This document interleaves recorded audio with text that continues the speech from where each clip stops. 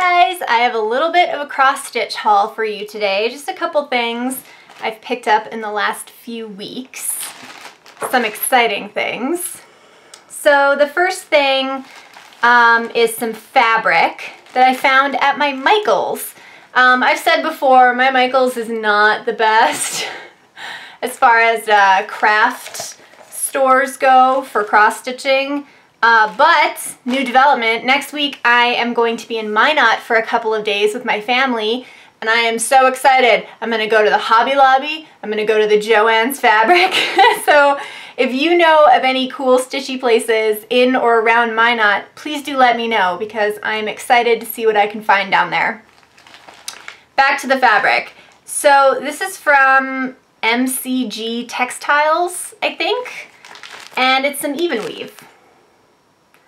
So it's 28 count even weave, 100% combed cotton, 20 by 27 inches in antique white. The reason I bought this, it was $10 also, $10 for 20 by 27 inches.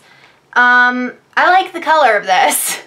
That seems like a lame reason, but I don't like white fabric that much. I mean, for certain things, yes, but I like this color. The downside of this, for me, is it's not great fabric. I mean, now I see why it's $10.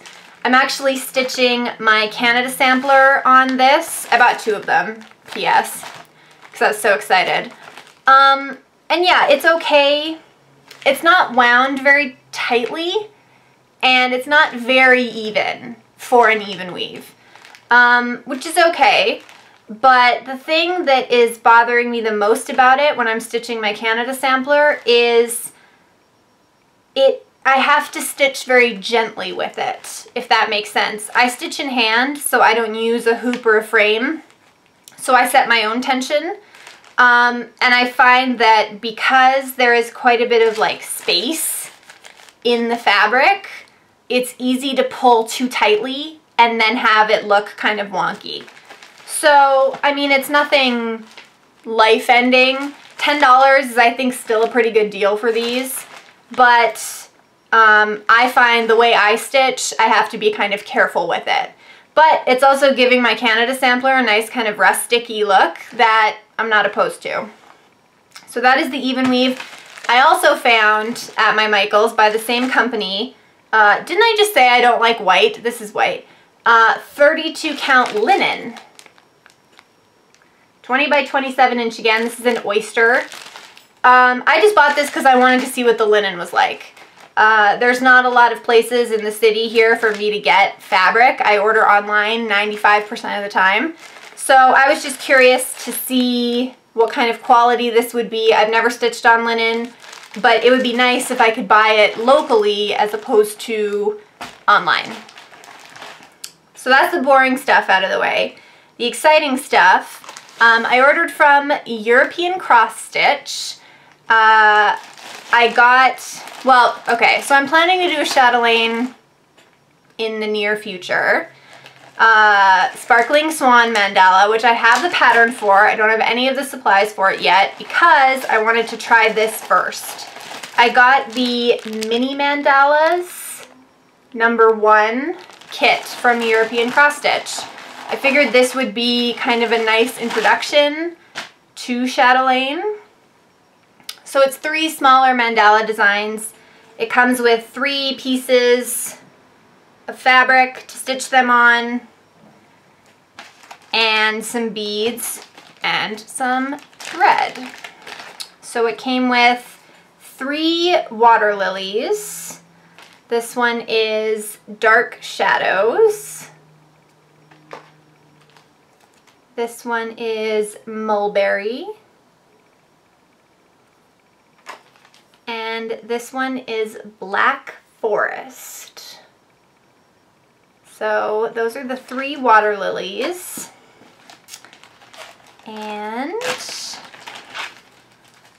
some beads. I think when I finish my next project, either I guess it would have to be the Canada sampler. I don't think I'm finishing the black work anytime soon, and I am definitely not finishing Dorian anytime soon. But when I finish the Canada sampler, I will start on the mini mandalas, which I'm excited about. So it came with a needle and a beading needle, which is lovely. And 1, 2, 3, 4, 5 types of beads. So, blue. This is 3061 from Mill Hill. 3031, which are like kind of a green red-ish. 557, gold. 3044, which are kind of an iridescent pearl color. And 161, more of a typical pearl white-ish color. So those are the beads. This is my first time ordering from European Cross Stitch, and I am very impressed. I don't think it will be the last time I order from European Cross Stitch. What I'm planning to do for the actual Sparkling Swan mandala is I spoke to my parents about it, and I think we are going to go, I'm going to pay for most of the supplies, but they offered to chip in a little bit as kind of like an early birthday present. So, because that is an expensive kit on European Cross Stitch, I think it's like $250. So I'm going to put in most of that. They're probably going to put in like $100, and then I will be able to have my Sparkling Swan, which is very nice of them. The other thing I got in this kit are my very first Petite Treasure braids. Yay! I'll never go back. So this is PB01, gold. PB25, slightly different gold. And PH03, light gold. So, not very fun colors for me to get. All gold, but I'm very excited to try these out. So those were the supplies for Mini Mandala 1 from European Cross Stitch. The last thing I have to show you was enabled by a fellow YouTuber. I'll give you like half a guess. It was you, Amanda, from Miss Milky Bar Kid. I love you, Amanda. I can't be mad. I got these patterns from stitchingbitsandbobs.com, which is another site I had never ordered from, but I was looking for this specific set of patterns, and they were the only company I could find that had the most reasonable shipping, the availability, etc. Firstly, I should say they sent me a free pattern from Ink Circles, which is very nice and classy of them, so thank you. So what I ordered were some Dinky Dies designs. Do you know what I'm talking about yet? It's the samplers. So Amanda showed the Spring Heart sampler, which looks like this. And I loved it so much that I bought all of them. I also bought the Dinky Dies like thread pack. So this is the thread pack for the Spring Hearts sampler.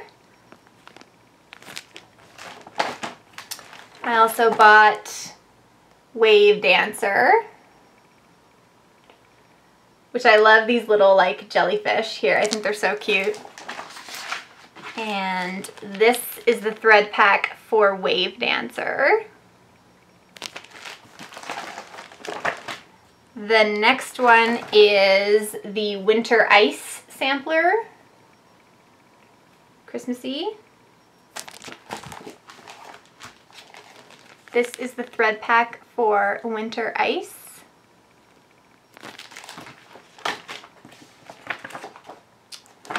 This is Autumn Fire.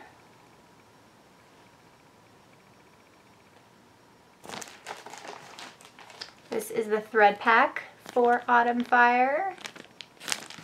And finally, what I think is, by appearances only, my favorite one.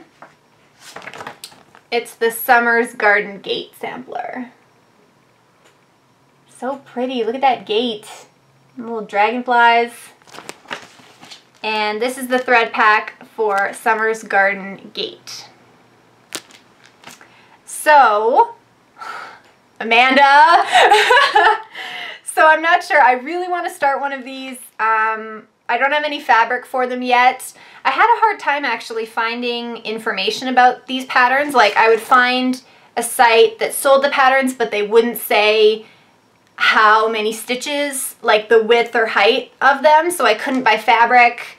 And also, even on this site, Stitching Bits and Bobs, they had the pattern and the thread pack for really good prices, but they didn't have any information about like the beads that might be in it.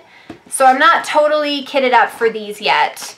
Now that I know what beads go with what, I will probably do a 1, 2, 3 stitch order. Not right now, I don't need it right now, but you know that website, you get on there and wish lists. We'll see.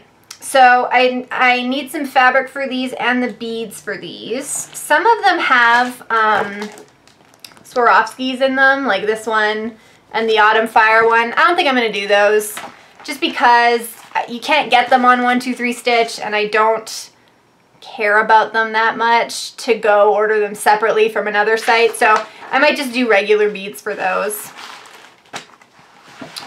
But that is my haul. So I got some fabric, varying degrees of success on the fabric. We'll see about the linen. I haven't tried that yet. The mini mandala #1 kit from European Cross Stitch for Chatelaine, and a whole whack of Dinky Dies design samplers from stitchingbitsandbobs.com. I will link those websites down below if you want to check them out.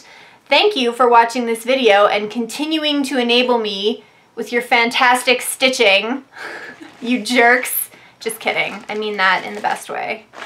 And I will see you guys in the next one. Bye!